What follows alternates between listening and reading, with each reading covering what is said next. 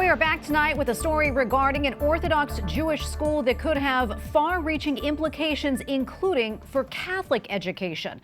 Late last week, the Supreme Court blocked an attempt to force Yeshiva University in New York City to recognize a same-sex pride organization. A group of students formed the YU Pride Alliance back in 2020. In response, the university introduced several on-campus changes, but did not officially recognize the group. The students filed a lawsuit, and over the summer, a judge in New York ruled in their favor. In blocking that ruling, the Supreme Court said it will further address this case in the coming weeks. And we go now to Rabbi Yaakov Menken, Managing Director of the Coalition for Jewish Values. Rabbi, welcome back. Great to be with you as always. A lot to get to, but first, talk to us more about this case and why it's so significant.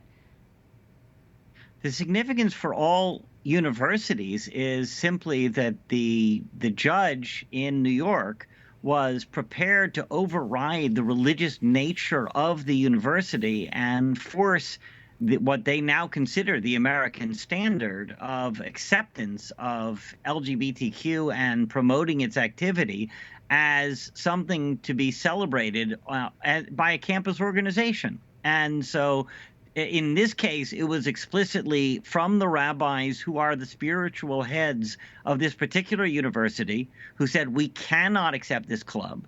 And the judge, who herself, by the way, is Jewish and the graduate of a religious Jewish undergraduate university, but a member of LGBTQ clubs within the bar and the International Lawyers Association, herself was prepared to override what the rabbis had to say.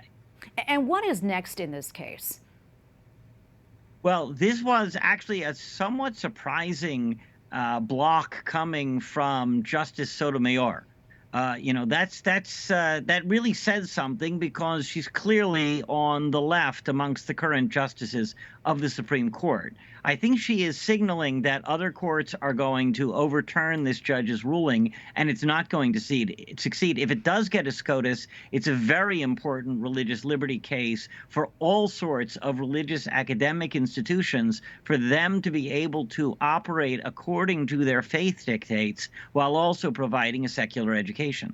Rabbi, I want to talk about something else, but staying in New York, officials there are set to strengthen their oversight of private and religious schools. This after complaints that children who graduate from Orthodox Jewish schools lack some academic skills. What more can you tell us about this?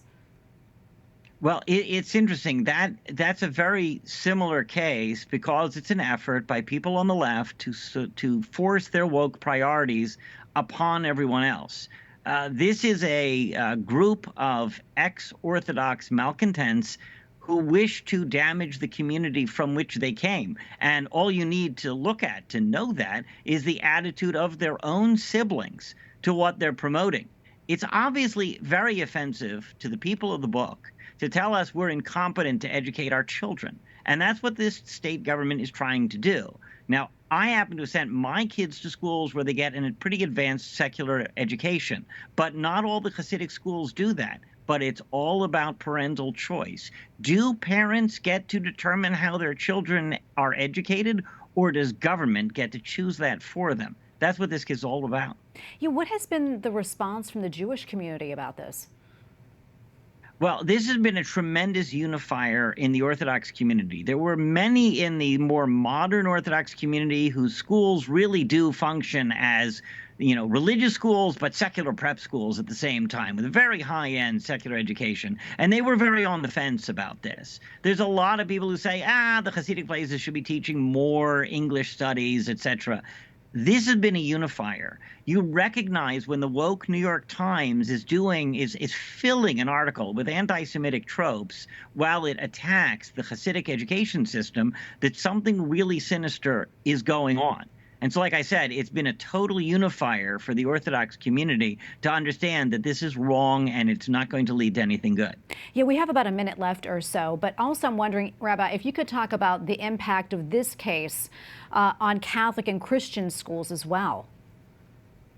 Well, think about what's going on in the public schools. They're talking about systemic racism in math. the version of the 3 R's now going into the public schools includes mandatory DEI, et cetera, et cetera. They don't just want their woke indoctrination in public schools. They want to trample your right to choose how your child is educated, even if you are willing to pay for it, while at the same time facing the tax burden of supporting the public schools. It's really unbelievable when you think about it. Yeah, and we're going to leave it right there. Rabbi Menken, always great to get your insights. Thank you so much for coming on. Thank you for having me.